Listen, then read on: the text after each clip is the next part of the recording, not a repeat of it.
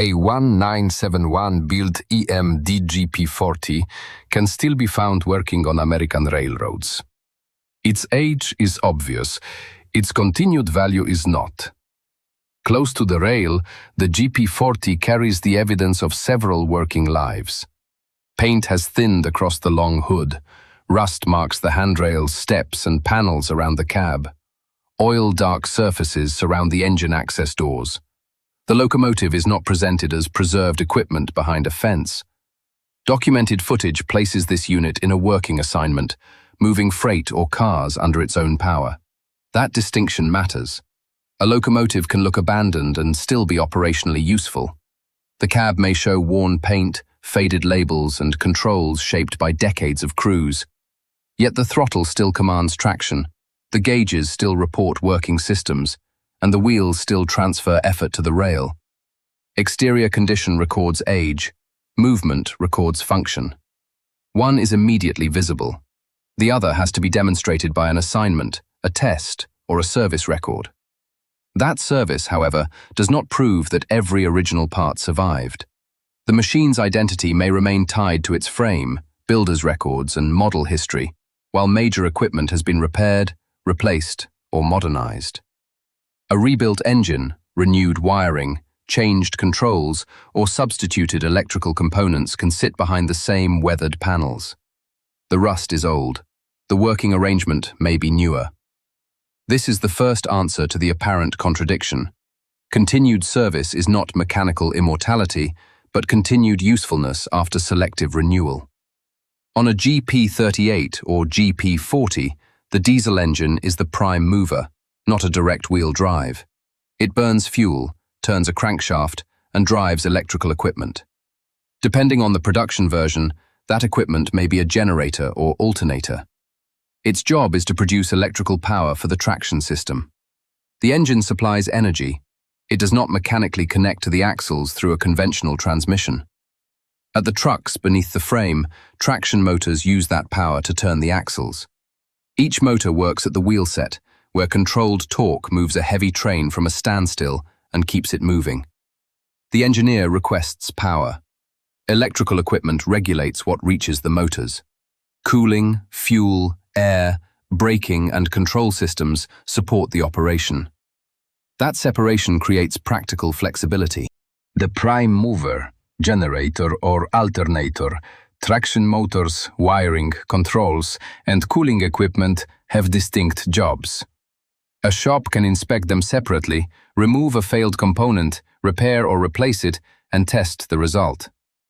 A problem in one subsystem does not automatically condemn the frame, trucks, or every other working system. The locomotive is a group of connected systems, not one sealed device. Physical access is part of the design. Doors, panels, walkways, and engine room space let crews reach equipment during service. Repairs are not quick, cheap, or limitless. But an aging locomotive can remain maintainable when one system fails. The platform can shift cars, handle local freight, and haul trains.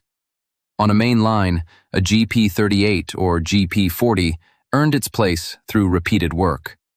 A GP38 was suited to road freight and switching duties where steady pulling power mattered more than high speed. The GP40 served similar assignments with greater power for heavier trains and demanding routes.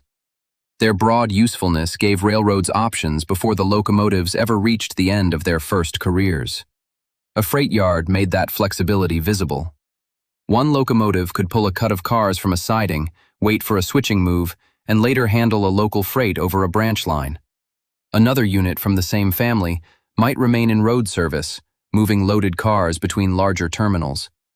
These were not identical assignments, and railroads did not use every Great Pesos 38 or Great Pesos 40 in the same way. The platform could move between jobs because its basic systems supported both road operation and slower stop-and-start work. That change of assignment did not make the locomotive worthless. It changed the standard by which the machine was judged.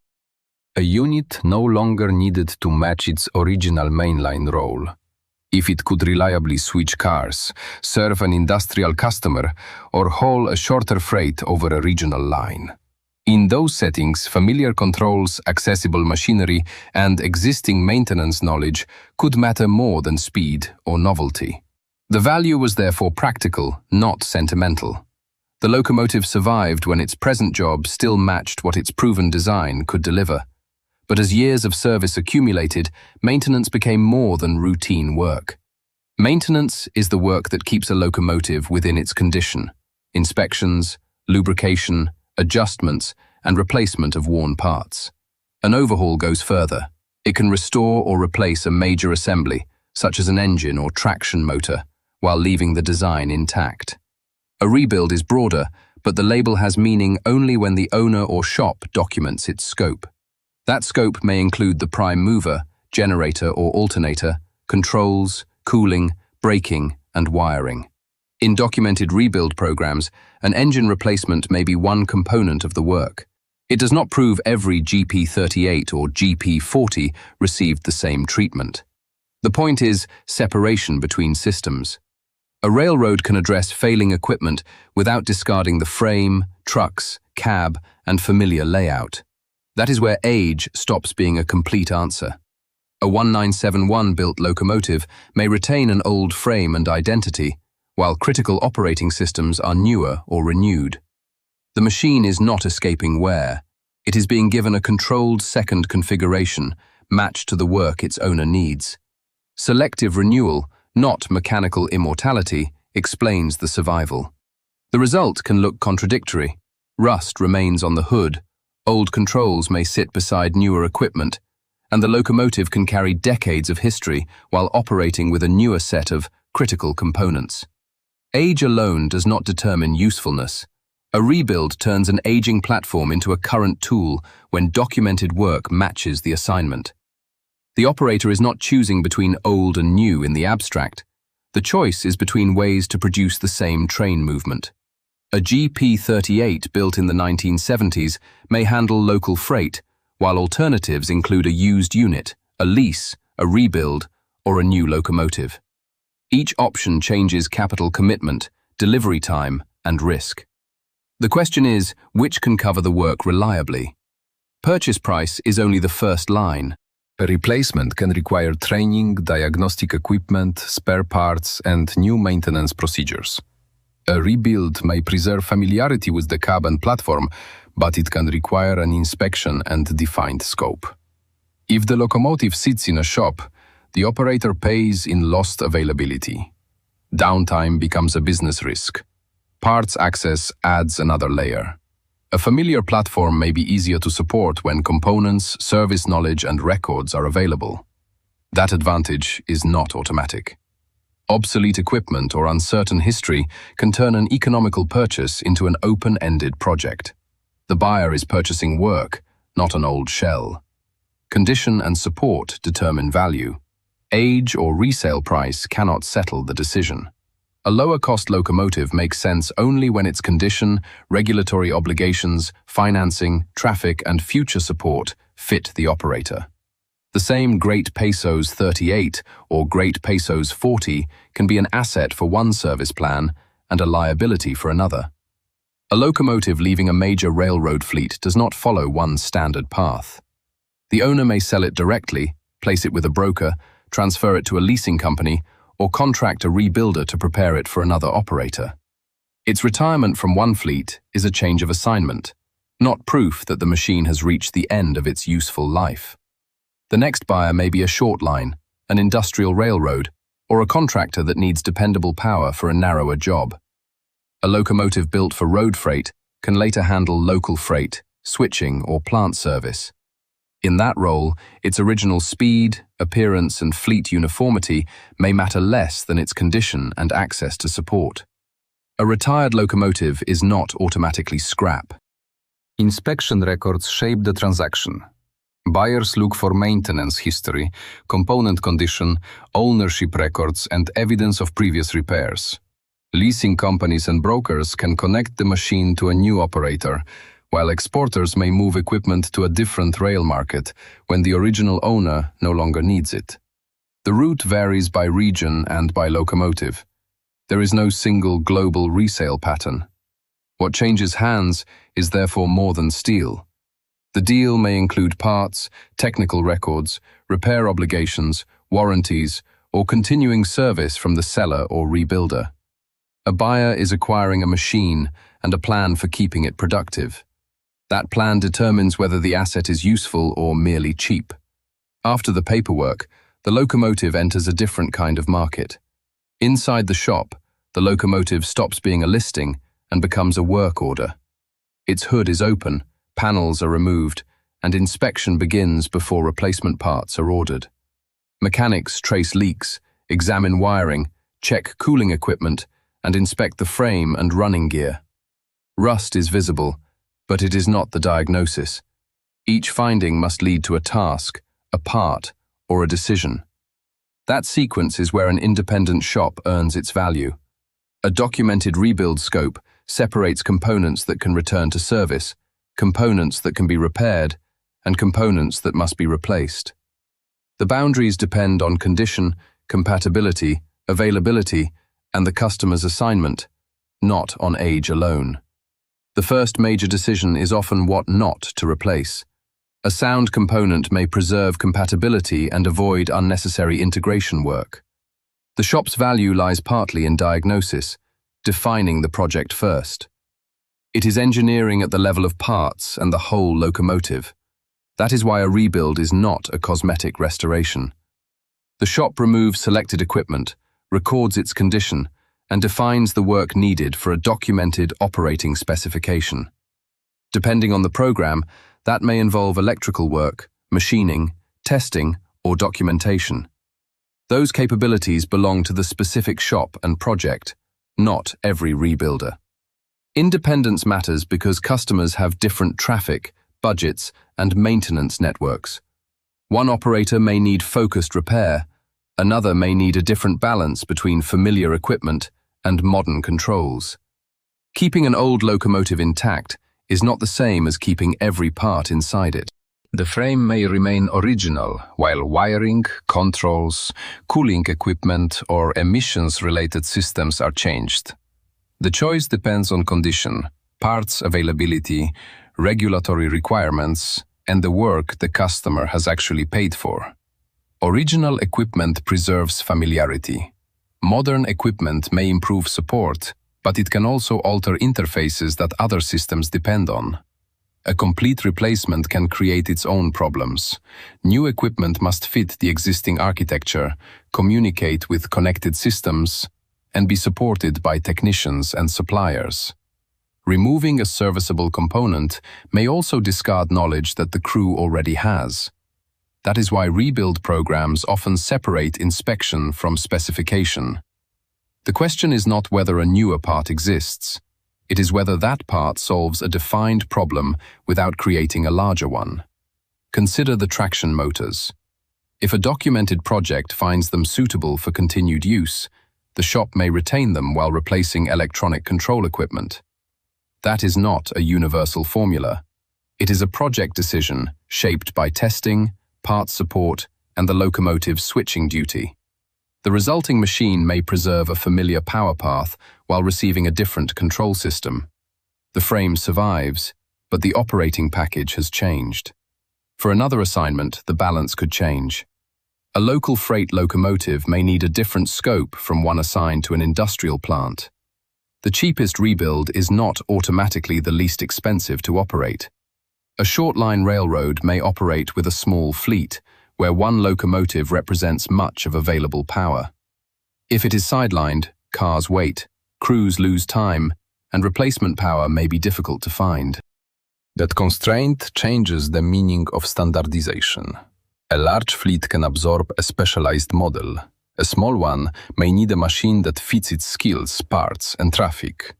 Familiarity has operational value. Crews and mechanics may know the controls, inspection points, and recurring faults of an older EMD platform. That does not make it maintenance-free. It can reduce disruption when the railroad has few spare units. The question is whether its condition and support match the assigned work. For local freight, an independent shop may shape the project around that duty. The buyer can prioritize accessible components and supportable systems, rather than pay for a package designed for another railroad. The scope depends on inspection, regulations, budget, and parts available. Flexible work lets the operator purchase relevant capability instead of rebuilding by habit. A locomotive unsuitable for a major fleet can remain viable in a smaller one. That choice links aging national assets to local rail service. If a rebuild keeps a small railroad's practical power available, it supports local freight without requiring complete fleet replacement. One reliable unit can protect a small railroad's daily working schedule. A GP40 built in 1971 could begin its career on mainline freight and later appear on local freight or switching duty. The assignment changes, but the locomotive still moves cars, serves industries, and works at speeds that do not require the full capability of a modern road unit. Its documented service status matters because it shows continuity of use, not uninterrupted operation or an untouched original machine. The evidence is ordinary.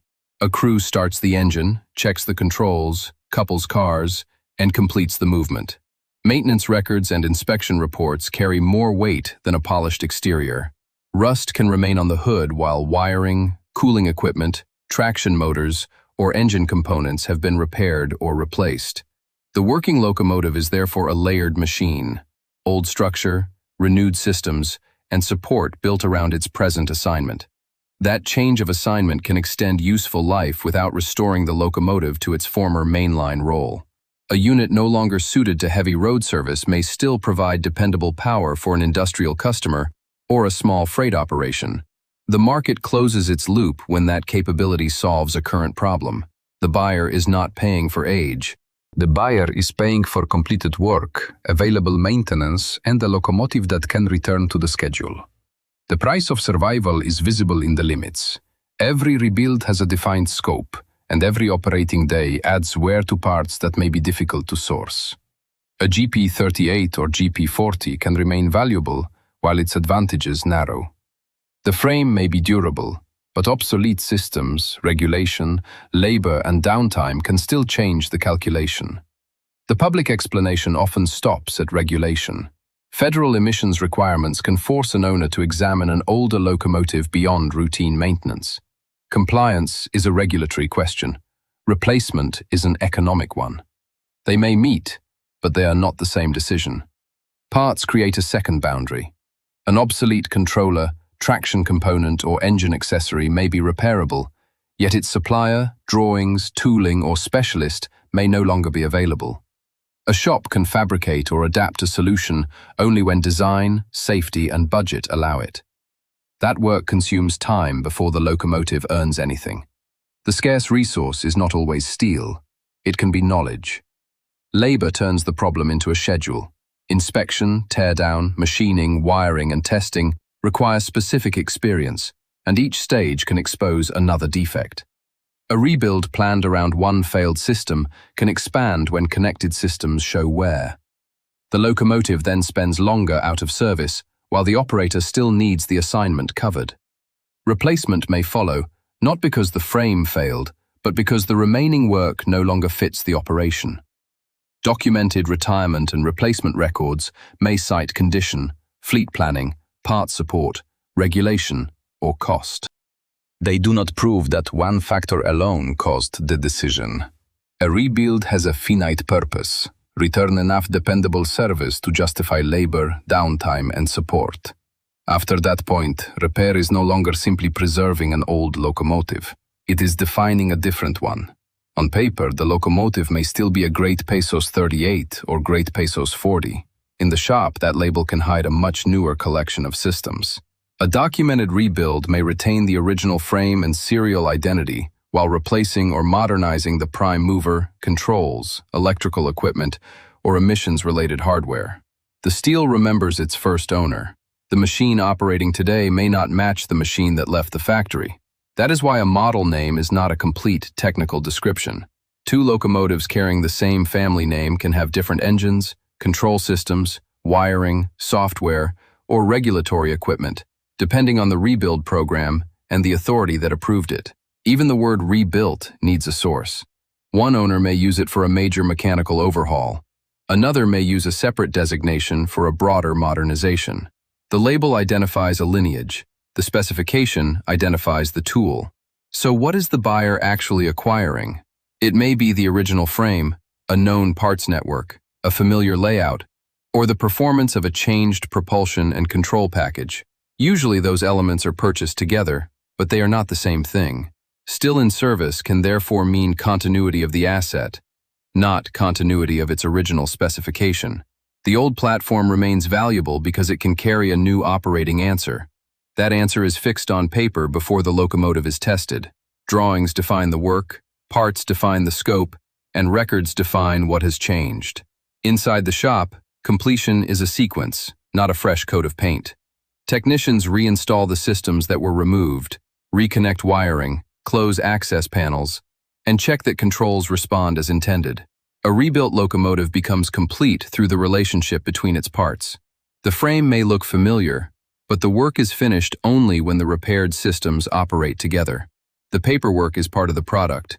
Drawings, component records, inspection results, and lists of changed equipment give the owner a usable account of the machine.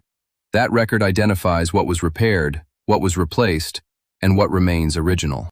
It also gives future maintainers a starting point when the locomotive returns for service. The shop sells accountability as well as hardware. Testing then moves the project from the work floor to an operating decision. During a documented functional test, the locomotive systems are checked under the conditions the shop is authorized and equipped to evaluate. A test is not automatically certification, regulatory approval, or customer acceptance. Those claims require separate records. The result is narrower and more practical, evidence that the rebuilt systems can work together well enough for the next responsible decision. That decision belongs to the owner.